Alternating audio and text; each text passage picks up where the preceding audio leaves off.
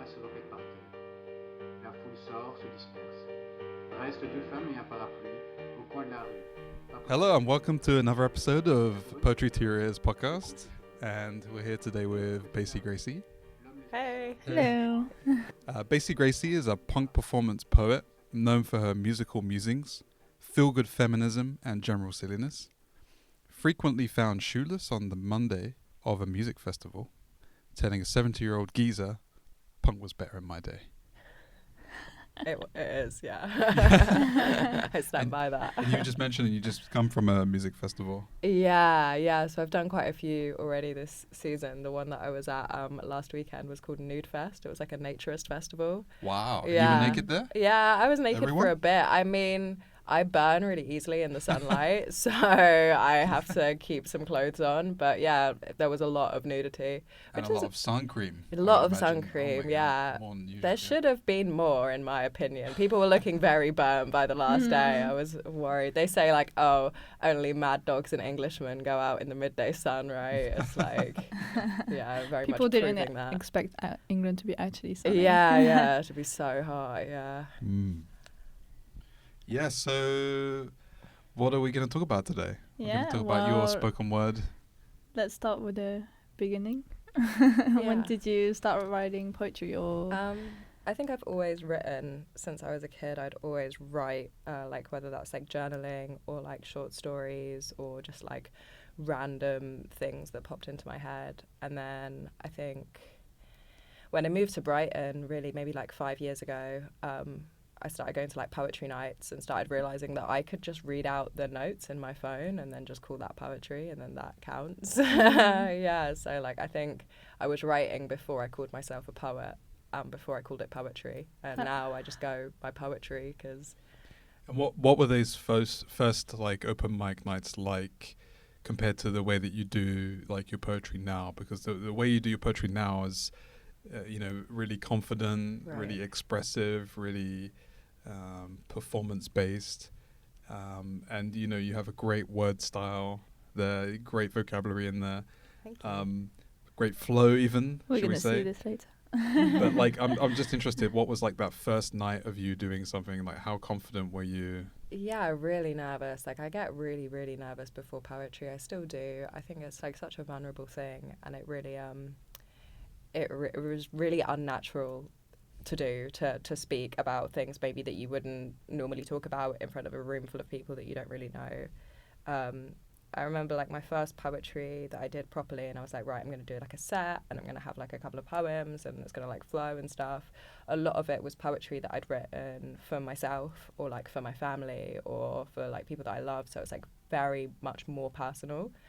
Whereas I think as like time has gone on, I've sort of been writing for the crowds that I'm performing to. So I'll write specifically things that I want to share with people or that I want to say. So it's become less like personal and less like self-reflective and more performative, I think, as time has moved on. Yeah. How did you discover the poetry scene in the first place? Because I feel like mainly poets go to poetry scenes because they're writing poetry in the first place. you know? Yeah. Right, so like I moved in to like a house in the centre of Brighton next to the Brighton train station, and I was living with this girl QB, and she'd just moved to Brighton and doesn't know anyone yet, so she like started just setting up like Facebook events for like events at our house, and would just invite random people from the internet to come to our house and like have like meals with us or do like poetry nights or do music nights. Which retrospectively was like super risky, just getting random people into our house. But I think everyone was pretty sound. Like that says a lot about Brighton, that you can put stuff out there and like the people that turn up are like really cool people as opposed to just creeps and weirdos. We got a couple creeps and weirdos, but it was mainly all right. Yeah, and she just had like on a Sunday would have like everyone round in her room and just go round in a circle and everyone would share a poem and we'd eat cake and drink tea.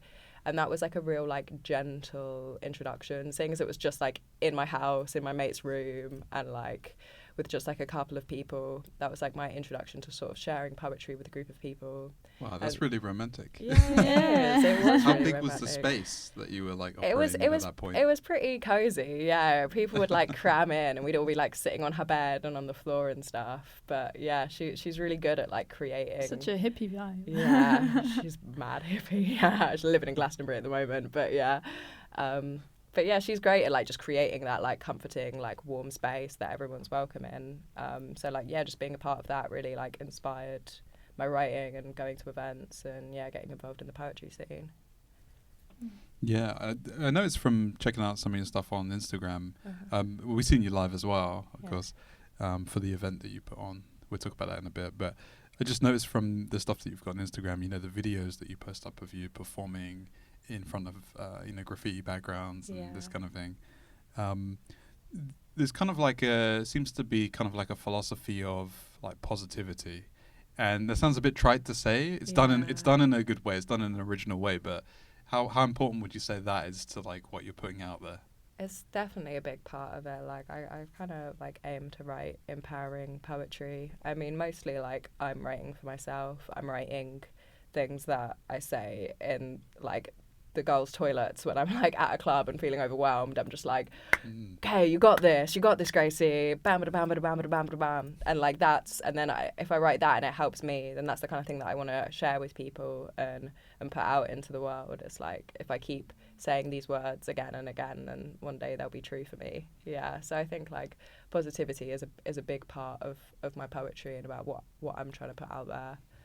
I love this comment on one of your on one of the comments on "Give Me That Girl" or "Give Me That Girl." One of the comments from there's like a Brazilian girl there who's she said, "Oh, this is great. I'm in love with this." She's like, "I've written, or can you send me the lyrics?" And then you did share the lyrics, and she said, "Yeah, I've written it on my mirror."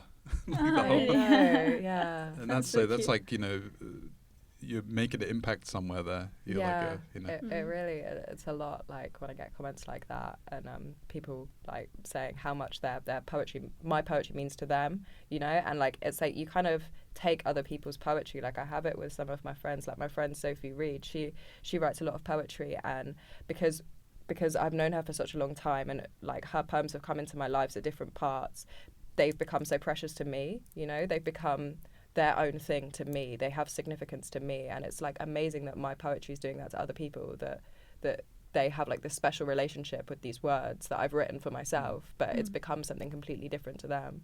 I think, that's the aim, isn't it? That's what it's about. This is the point in the show where I start to realize that the audience wants to hear some people of this poetry. Burning for it's poetry like we now. often do that, right? We're like talking about something, and I'm just realizing like maybe that Do you want to frustrated. share a poem? Yeah, I'd love to share a poem.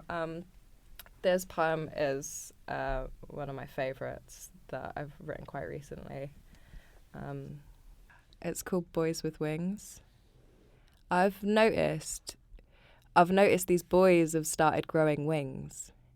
Tiny, bony growths under their baggy North Face t-shirts, and they don't know what to do. Because they've been told they were boys for so long, and now they're something new. Pure white feathers sprout between shoulder blades and they're scared. Some of these boys wish the wings weren't there. They file them down with razor blades and they cut the feathers off. It's bloody and it's painful and it doesn't last for long, because next day in the shower they catch their back in the mirror and much to their dismay the wings just keep getting bigger. So they wrap them up in bandages. Don't swim, don't sunbathe, don't wear tight-fitting clothes. If you wrap the wings so tightly, it's almost as if nobody knows, but every day they grow. Their wingspan twice the size of their height. I was looking out the window of a bus one day and I saw him catching flight. And I knew that he'd be worried because he's always been so scared of heights, but I guess now he sees. He never really was a he, never really had to be what he was watching on TV, because now he's flying sky high over the stormy Brighton Sea. Thank you. Great. Yeah, you shared it, and I've got something to say. Your poetry event, I really loved it then. Yeah, I mean, like, it's one that I wrote recently, and it's, like, pretty special to me, so I'm just, like, wheeling it out any possible opportunity. Yeah. It's fantastic, yeah. Thank you. Do you want to share, like, the context in which you wrote that? Yeah, so, like, I wrote it, it's kind of like a bit of a love letter to, like, the men in my life. Like, I'm surrounded by so many brilliant, amazing guys, and, like, it's just, like, real redefining like what it is to be masculine and to be a man, and like being so like gentle and emotional and all of these things which I like strive to be, and you know, are seen as like feminine traits. And it's like beautiful that I can get that from guys, you know. Yeah, but like originally it was actually inspired by like X-Men. There's like a scene in like one of the films where like it's like Archangel keeps growing wings and he keeps cutting them off, and I'm sure like, I mean, I don't know about Marvel and about the creators of X-Men, but like I like to think that that's a metaphor. Well, the whole of X-Men is a metaphor. I could go on about X-Men all day, but it is a metaphor. It's an allegory. Big X-Men fan. Yeah. But yeah, so like I think it's interesting, like instead of saying, you know, what it is like, oh, you know, men should be more in touch with their feelings or whatever, like creating little stories and little narratives where like that can be explained and explored in a way that's not so like affronting, is like, you know, kind of what I look for in my art. Yeah. It's like a very visual image as well. Yeah. Like cutting the wings and it's bloody and it keeps growing. Yeah. I really see it in my head. It could be like an animation too. Yeah. Yeah. Yeah. I mean, what are some of the other works that you're most proud of, would you say, that you've written? I think like the one you were talking about earlier, Give Me That Girl, which is like about female empowerment, is like one of the ones that I'm most proud of, and it's like gone down the best, really. That's the one that I get like the most remarks on when I perform it, because it's like, you know, female empowerment is so needed and so important, and yeah, just like a kind of like rabble-rousing call of being like, come on ladies, we could do this, woohoo, yeah, girl power. Like, it's just something that I think both men and women can relate to and kind of find joy from. So I think that's one of the ones that's like stuck out as like one of my defining poems.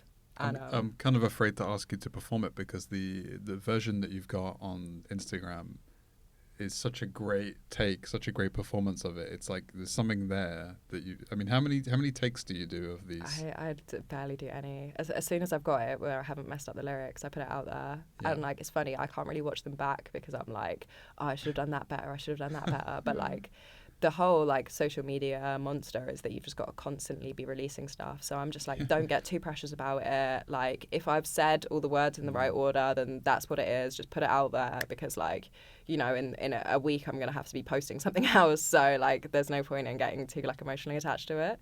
You know, yeah. But I love the fact that you think that was like a great performance. Yeah. Like, to me, you know, as a kind of filmmaker person, I view something like that and I think, wow, that's like a great take out of 20, maybe, something like that. Yeah. It's got like, there's a real spark in it. But equally, you know, sometimes we were talking about photography the other day. Like, sometimes it's like that first take you do of something has some magic in it, and then it diminishes each time because it becomes more force. Like, totally. More force and more forced each time. Yeah. And then that first take is just, like I said, it's got some natural magic in it, you know? I feel that, yeah, especially with poetry. As you know, if I do the same poem 3 times in a row, then I stop feeling it, and I stop. I need to like diversify as much as possible, because I like start to feel it when I'm done the poem too many times, and I'm like, it's not, I'm thinking about other things in my head, you know. I'm like planning what I'm going to have for dinner, and like, am I going to be able to get the bus home, or do I have to take the train? And like, I really need to be present and like really saying all the words as if I'm thinking of it right now, in order for me to feel like I've done a convincing performance. Yeah. That's where the performance aspect comes in, right? Where it's like a bit like stand-up comedy, where it's kind of like you have to super rehearse it, but at the same time perform it as if it's fresh, perform it as if you're coming out with it, thinking of it at that moment. Shall we keep the teaser for this poem then? Say, come to Instagram at Bassie Gracie. Check it out to watch it. And so it's interesting because we've been using the word poetry and poet and this kind of thing, but I think, do you prefer that to spoken word, or? I think Eloise and I kind of associate you with spoken word as a genre, and I guess what's the difference in your mind between these two things? I mean, I think it's really hard to draw a line between them. I think like when people ask me about this, I tend to say like spoken word is words what are spoken, and poetry is words what are written down in it. So like, I think, yeah, probably I do identify with spoken word a lot more. But then, I don't know. I think it's kind of like spoken word is kind of created to be like, oh no, we're not poets. We're not doing that lame poetry stuff. We're doing like cool, hip spoken word, you know? It's like rap, but without music. And it's like, really, it's all poetry. Rap is poetry. All of it's all derivative of poetry. But I definitely like... I definitely see my work as performance. I don't see it as like written. When I look at the written words, like sometimes I try and like formulate my poems as if they were going to be published, and I look at them and I'm like, that doesn't mean anything to me. That's devoid of all meaning. It's like the life comes from the performance. The art is the performance, and like I don't have any real desire to publish poetry, mainly because like all my rhymes are like a and day and say, and when it's written down it's really obvious, you know. How many times I rhyme the word with the same word is like kind of embarrassing. But if you're like in the moment and it's like a performance and you're getting excited from that, you're not listening to the individual words, you're kind of listening to the like music behind the words, as it were. And you're a musician. You're a musician too. You're a bassist? Yeah, I play bass. Yeah, in a couple of bands. Yeah. And so obviously you play at gigs and stuff like that. Yeah. How does performing music influence like performing poetry? I think that like I've got most of my material for writing poetry from just gigs I've been to and like gigs I've performed at and conversations I've had afterwards. I think it's like put me in this world which I find like really interesting. Like I think the people that become musicians and the people that like seek music out and music's a big part of their life is just generally like quite interesting, quite eccentric people that's like really rich, fertile material for making poetry out of. But I think like quite a lot of my poems are about the music scene and about my experience in it, and yeah, I think it's inspirational for me. Yeah. Is that what inspired you to write at the bar? Yeah. I love this. The twist on this at the end. Would you mind performing that? Yeah, cool. Yeah. So there's this old man at the bar, and he sees me from afar. I'm setting his sights, no time to fight. He pounces like a decrepit jaguar. Oi, he says. Oi, little lady. And you guys know that this drives me crazy. Patronising language is so much worse if you're shady. And I'm trying to follow up after my mate, but she's way up ahead and she just won't wait. So back out the front door, I try and slip, but only to find I'm caught in this crusty geezer's grip. And he's all grumbling and mumbling and stumbling because he's drunk. He's all bumbling and fumbling, his eyes red from skunk. And he leans in real close so I can really smell his stink. And he says, I really like your poems, girl. They really make me think. That's great.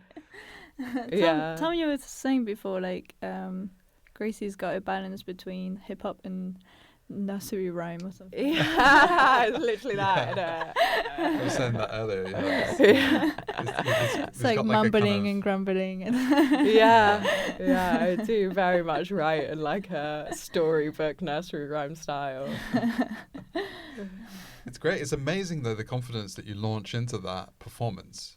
Yeah. Because usually it's like, oh, can you read something? And it's like, okay, yeah. I think there's few performers like you. Like you've got this very like spontaneous style. Yeah. But in the meantime, you obviously remembered your lines. Yeah. You know, how do you learn your poems? Like, do they just come in your brain, or that's kind of what you were saying earlier, right? Where it's kind of like to you the poetry or the spoken word, it's the actual thing. It's not written down. Yeah, it's the performance. Yeah, and I do just learn it just by saying it all the time. I'm just constantly chatting to myself, like when I'm walking down the street or like doing the washing up. I'll just be like constantly like just saying them over and over again, and I'll get them like stuck in my head like songs, you know, and just find myself saying them. It's like getting the inner monologue out. Yeah, totally. But I think my brain is just wired like that. My brain's just wired to like remember long swathes of text. I've just like always like found myself wanting to memorize stuff and wanting to memorize like song lyrics and raps and that sort of thing. It's just I've always just really been drawn to it. So yeah, it's like a natural brain process for me to like remember stuff and then recite it. Yeah. Did you ever want to be a songwriter or? lyricist or even a Yeah. singer? Yeah, like I've written some songs, but like I think everyone can sing and everyone should sing, but like my voice isn't like remarkable, and I'm surrounded by so many like absolutely incredible singers that I'm like I just don't feel any need to like push to be a singer. Like I feel like, you know, if I had an amazing voice, maybe that would be what the path I've gone down, but the fact that I don't, and I feel like I'm kind of like confined to maybe poetry and rap has kind of helped me just to like, create my own thing and really find like what it is that feels natural and comfortable for me. Yeah. Do you rap as well? Yeah, I spit some bars. I spit some bars now and again. Yeah. In one of the bands I play in, like Benjamin in the PLH, like he's a rapper and he's been really good at like encouraging me to rap, and like he plays bass as well, so in some of the songs we'll swap around and he'll play bass and I'll rap, which is like terrifying for me. It's like rap feels like a very different medium. It feels like a lot more competitive, and like there's a lot more expectation about what you're supposed to talk about and how you're supposed to be, but I do love rap music so much. It's been like such a huge inspiration for me. So being able to get into that is like kind of a dream come true. Yeah. What is some of your favorite rappers like that have influenced you, would you say? I think like a whole mix of stuff really. I was like really into like the like old school hip hop for a long time. So like Mos Def and like Gangstar, and now like some of the new rappers like Kendrick Lamar, and I mean, like, I'm even into, like, all this, like, emo rap and, like, Lil Peep and stuff. Like, just all different types of rap music I'm, like, really drawn to. Yeah. So we kind of touched upon what I guess you'd call your writing process, which is essentially talking to yourself. Over and over again, yeah. Just saying the same things. Verbalizing it out loud, right? Yeah. Are you conscious that you're writing as such, that you're trying to construct something when you're doing that, or are you just playing around? At what point does it become serious? You know, at what point do you go, I'm going to perform this, make this an actual thing? Good question, actually. Yeah, it's hard. Like some of the things, you know, are just diary extracts for me, and then I'm like, oh, I could perform this. This could be a poem, and then I turn it into a poem, and some things just always stay as like personal writing for me. Yeah, because I noticed you put somewhere, you say that you've been writing poems before you knew what poetry was, which is fascinating.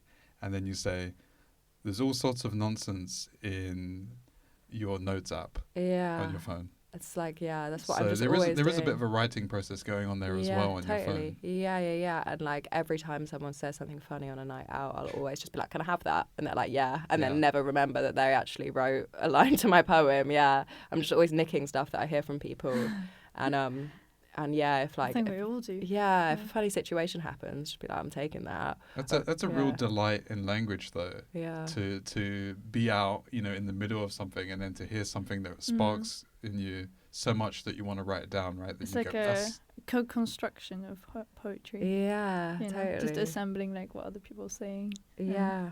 I like that. Like your poems are like kind of little stories. Yeah. You know, like you're there and you're just. Like really like storytelling type situations and stuff. I don't have any question coming out of the comment. Yeah, would you agree with that? Would you say it's storytelling, or is it something else? Yeah, I think a lot of my poetry is storytelling. I think it is like very narrative based. I'm like just drawn to that. It's like creating fun little stories that maybe have some sort of a deeper meaning, or maybe are just like fun to visualize. And I think that's quite an easy way to write as well, is that like if I already have the idea of the narrative and where it's going and like what I'm trying to get across, then the poem just like flows. Then I can just like really easily rhyme words together and it just clicks into place. Yeah. Would you mind performing poetry? Yes. Would you mind performing poetry? That's kind of what I do. You mean like specific? I believe there's patchworks, one called poetry, which is almost like kind of like an intro or a kind of manifesto about how you see poetry. Yeah, I think I know the one you mean. Yeah. That's it. My poems are just patchworks of my life. little bit of drunken conversation where the phrasing hits just right, to the loneliest I've ever been, the parts that I've not liked, the best parts as well, though, those moments of sheer joy. I just bottle them up in a poem and they always get me by. You see, I'm writing down my emotions so I can process them again, and then it turns it into stuff I can handle, and I share it with my friends, and maybe they'll be like, yeah, me too, and maybe they'll be like, oh really?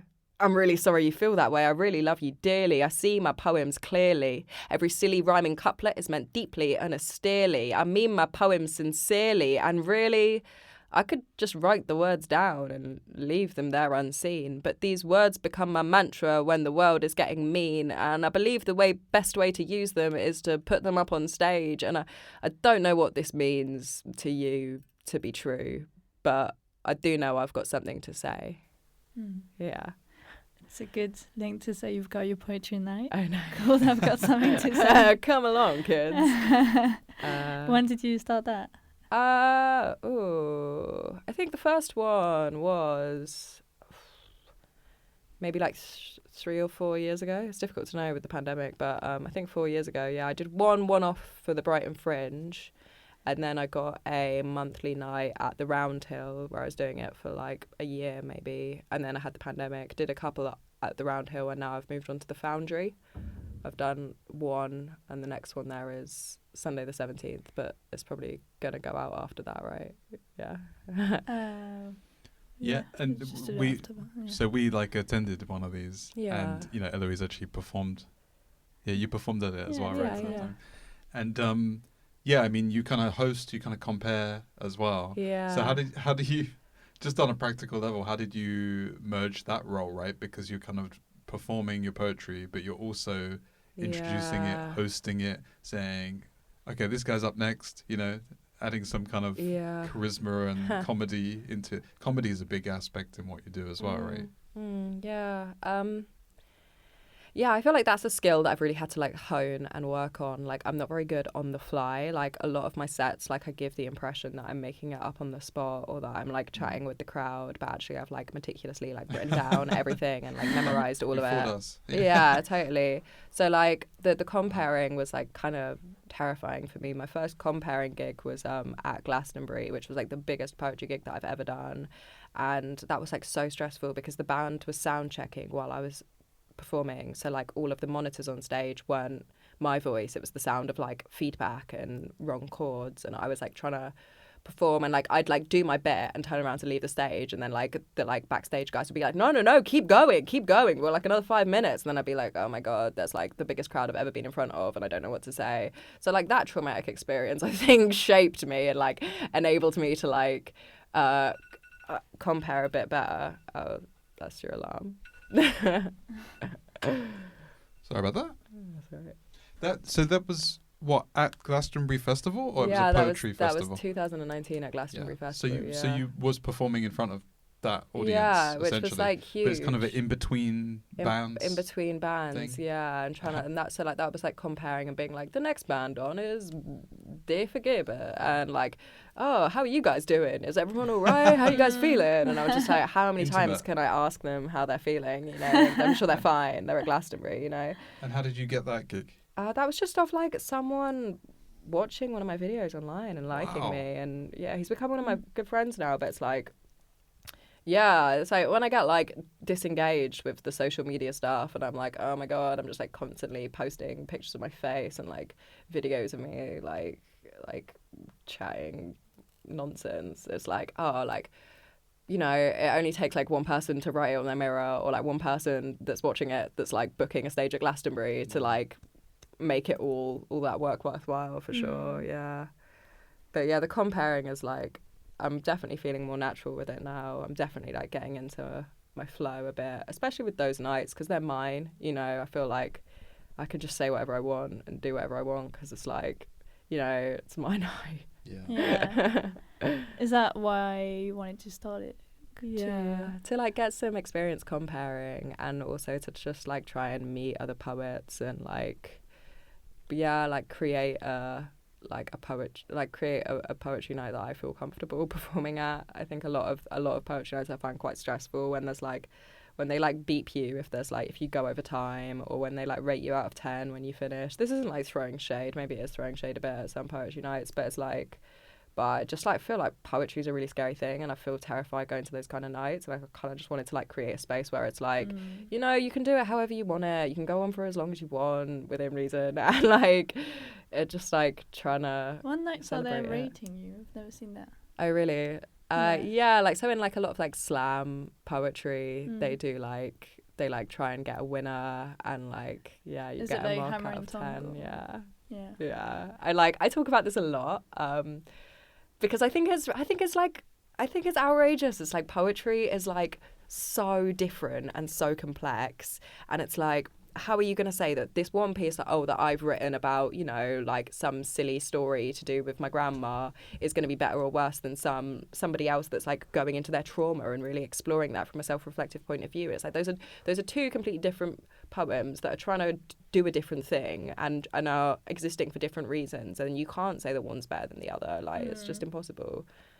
And like you don't do that with any other art form really. There are like, it seems like slam poetry is such a big part of poetry is about competition. Why? Do you think it maybe came from like rap battles and this kind of thing? Yeah, And right. it's kind of, I think of it more as like a marketing kind of gimmick, where it's kind of like, you know, we're going to get people interested by like pitting them and making a competition out of it and making it, putting a bit more buzz on it. Like a sports game kind of thing. Yeah, like, you're who's exactly gonna win? right. But yeah, I mean, from our perspective, we don't really have any experience with like slam poetry. right, So yeah. I think we know it's there. we're really excited to like check that out and see what the vibe's like. And see what it's actually about. But yeah. And I think like it's fine. I think I'm just super fragile, you know. But like it's exactly that. It's like trying to be like, oh, poetry isn't interesting enough for the audience. We need to create some sort of game around it. It's like just give people like the respect that they're gonna like sit there and listen from it and get something from it. Like we don't need to make everything into like show business, you know. What were the poetry nights you were going to in the first place? Like when you started going to them? Pre-pandemic. Pre-pandemic. Are they still there now? Wow, yeah. They seem to have all Did they survive? fizzled up from pre-pandemic, right? Yeah. Like loads of like come and gone for just like a couple here and there. In Brighton, we should say. Yeah, in Brighton, yeah. I think like the ones that are still going at the moment that I really, really like are like Words by the Water. Have you been to that one? Yeah, that one was really lovely. I really enjoyed that night. And the Hammer and Tongue, like I know I just slated it, but like it's run by like Naomi and Joe, who are both absolute legends, and like they're like really working hard to create like an amazing, awesome vibe there, and like they're doing really great work to like curate an amazing poetry scene in Brighton. How So, often like, do yeah. they do Every their month. nights? Every month. Once a month. Oh, and like Rebel Soapbox as well. That was another one I went to that I really enjoyed. Yeah. And I think like there's a new one starting at the Actors called like Queer the Mic, which sounds really cool. Yeah, It's on the 21st of July. Yeah, I'm really Yeah. excited for that one. We got Ella on the show who's co-hosting Words by the Water, and we got yeah. Rihanna who's co-hosting Queer the Mic. Yeah. And Rebel Soapbox we didn't have yet. But may happen. Yeah. So what are the vibes of your poetry night then? You were saying it's like having free poetry and it's not limited by time. And there's no competition.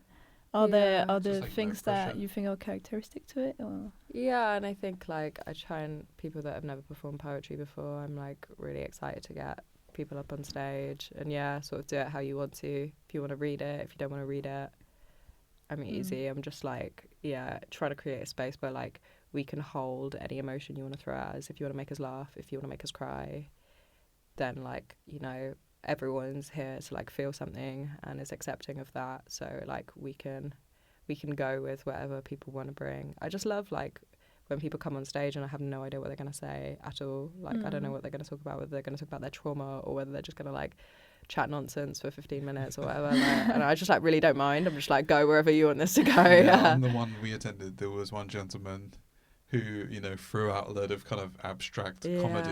Yeah, Leo. And, only he seemed to find funny. Yeah. And it was funny on a meta level. It's funny on a different level. Yeah. But like, it's interesting as well because when you host a night and you compare, it's like you have to be kind of diplomatic as well, right? And be like, okay, well, that's interesting. But It sounds like you've got like an open philosophy. Totally, yeah. I really rate his work. Like, I love, like, he just had it like written on beer mats and stuff, and was just going through like different quotes and random sayings that he'd made up, and like, I think that's poetry. Damn right it is. Like, anything's poetry. If you want to get up on stage and say into a mic, then you got yourself poetry, baby. Like, I feel like you're a good mediation or introduction to people who don't read poetry or don't, listen to spoken word. Right. I was checking your Facebook, and there were some comments like, "Oh, I never read poetry, but I'm always checking out your videos. I'm always checking out your account." Like, how do you feel about that? About your role as a poet? Yeah, I get that a lot. People are like, "Oh, I don't really usually like poetry, but you're all right." I'm like, that's a bit of a backhanded compliment, isn't it? Like, that's kind of what I've spent my life doing. So but it's kind of nice, yeah. But then I feel that as well, like, I feel like a lot of people's perception of poetry is that it is like very wordy, very like highly metaphor based. Like, you're not going to get it first time. You're going to have to read it like 5 times before it starts making sense to you. And I do love poetry like that. Like, lots of poetry like that's super important to me, and I think it's really gorgeous. But like, I can't really write like that. I just like, my poetry is pretty obvious what I'm trying to say from the bat, and like, it's quite like formulaic nursery rhyme-esque, which I think makes it easier for people to process and understand if you're not like used to poetry and you're not used to listening to poetry. So it makes sense that maybe people that are like less experienced in the field would be more drawn to my work. Yeah. But it's not necessarily an audience you're trying to cater. Yeah, maybe it is. Like, I think people that, if I can get people that aren't into poetry interested in poetry, then that's dope. Like, that's that seems like a recipe for success. Yeah. How important is being successful in poetry or spoken word to you? I mean, do you dream of that? Do you aspire to that? I'd really love to sit here and be like, oh, I don't care, I write for myself. Like, but like, that's not true at all. Like, I love getting my work getting recognized. I love people saying that they enjoyed it. I love like being able to travel to different places and perform poetry to new crowds. Like, I love the fact that I can call myself a professional poet. Like, what a ridiculous concept, like, to be a professional poet. Like, that's the kind of thing that like I'd like dream of when I was a kid. I'd be like, oh, one day I'll be like Sylvia Plath. But like, do you get paid from poetry? Yeah, I make some money from it. Like, do some gigs. I've been doing some like corporate gigs, which is like a really funny one. Like, I've been doing for like some like pharmaceutical company's opening launch was a really weird one. It was just like not where I expected myself to be. And what do you read? Yeah, totally. And being like, how is any of my work going to go down well here? But it's just what's like, the opening poem? Yeah, on that gig. What, and those sort of it's like when I'm doing poetry for people that I don't think they like poetry, I always start with this one. Can I do it? Yeah. Sometimes I feel like proper poets hate me because my poems always rhyme, and then I rhyme the words that rhyme with words like slime and time and rhyme, and that's not proper poetry. That's a children's bedtime story. So I'm sorry if you proper poets find my poems boring. If you're snoring way over there at the back, I never write my poems down because my spelling's always whack and my handwriting is messy and my layout isn't thought through. Never write those proper poems like those proper poets ought to, like you're taught to. I don't use similes or analogies. I always just say what I mean, and the meaning's always simple, the message always seen. If poets write poems for BBC4, then I write poems for CBBC. I am karaoke to music. I am Baby Bell to cheese, and that pleases me because the art form's so massive it can encompass all of that. Can be emotional or hilarious from haikus all the way to rap. And I'll save the proper poems for the proper poets most of the time because I can do proper poetry properly, but it will probably possibly rhyme. Yeah, so I tend to like start with that one because it's kind of like a disclaimer about like, oh, you're scared of poetry, you're scared of feeling emotions. Well, don't worry, you don't have to feel anything. You don't have to feel anything.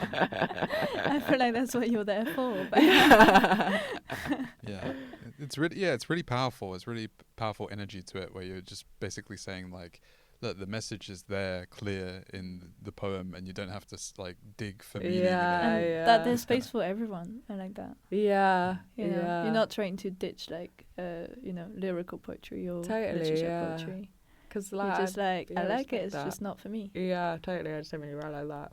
And like when I do on a set, I'll usually do that one and then try and do one that's a bit more like lyrical and a bit more like floaty and than just to be like, oh, no, it's fine. You know, like...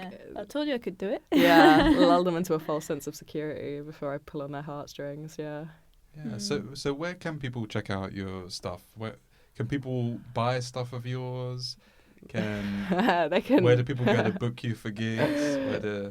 Yeah, I've got nothing to sell really, except the clothes on my back. You're a corporate event manager right now. Where do we go to book you? So I'm on Instagram and Facebook as Bassie Gracie. It's bass like the instrument with an IE. And yeah, I try to update my social media with videos fairly frequently. I think that's the best way to like check out my work. Yeah. Have you had any ideas for any kind of books or publishing that you might want to do in the future? I know you said that you're not a big fan of writing it down, but... Like, I'd write it down so I could sell it, so I could have merch to sell at gigs, you know? Because sometimes people do, like, oh, can I, like, buy one of your books? Or can I, like, buy something from you? And I'm like, oh, I don't really have anything to sell you. Here's my PayPal. I know, yeah. Do you want this paperclip in my pocket? I don't know. But, yeah, like, I think, like, you know, and, like, some people, like, resonate with poetry that way. Some people want to read it. So just because I'm, like, not drawn to that. Or I've been, like, toying with the idea of, like, just like doing a word for word transcription of one of my sets, because I think one of the issues is with writing is that like it doesn't like it being set in stone forever and being like that's the way, that's done, whereas like if it was like a transcription of a set, a live set, then maybe it would be like, here's how I did it this night, you might like it, rather than being like this is the way the poem is. Yeah.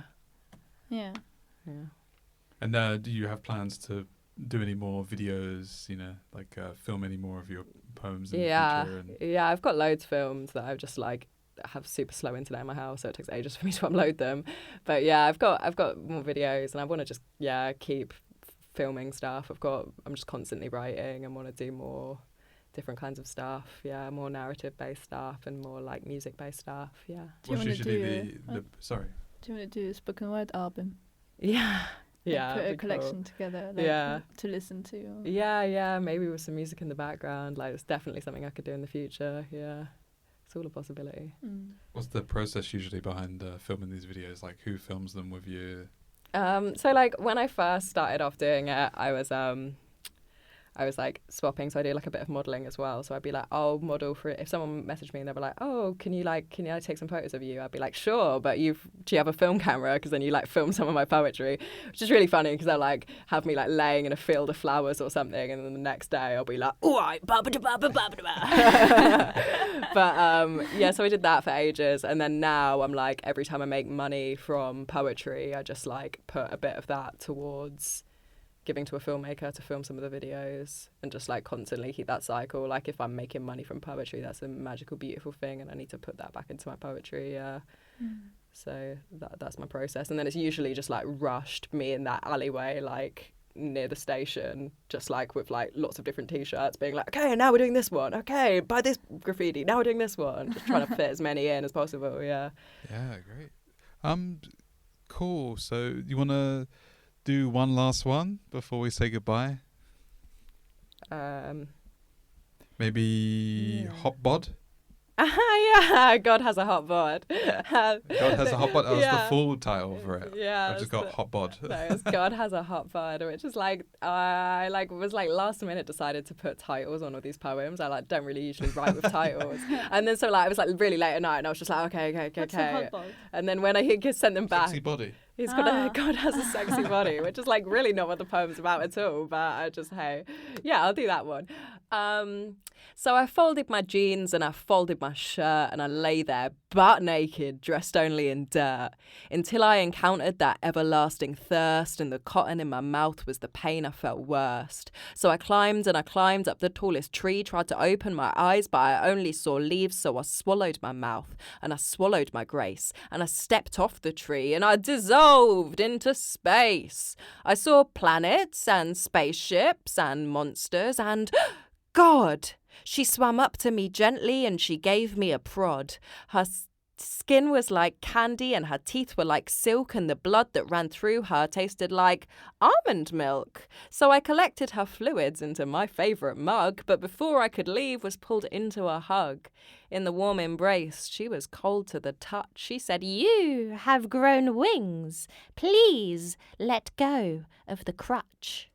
And I apologised profusely because I've never learnt patience. But she says, "But my dear, that's the curse of creation." I looked down at my hands. They were wrinkled and old, and the sky had gone dark, and my nipples were cold. I could still hear her voice ringing faint in my ear. I turned around slowly, but she was no longer near.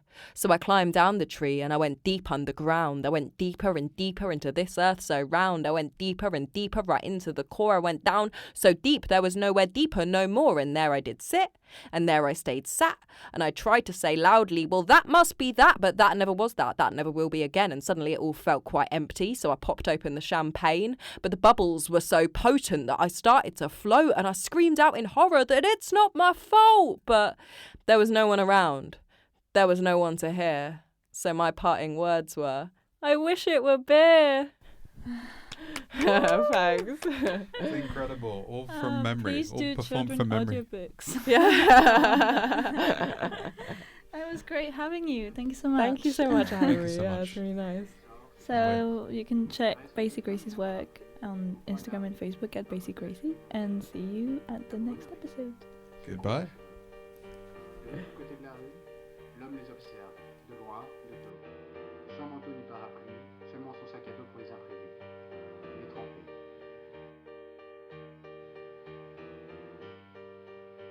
Je regarde l'autre côté de la rue.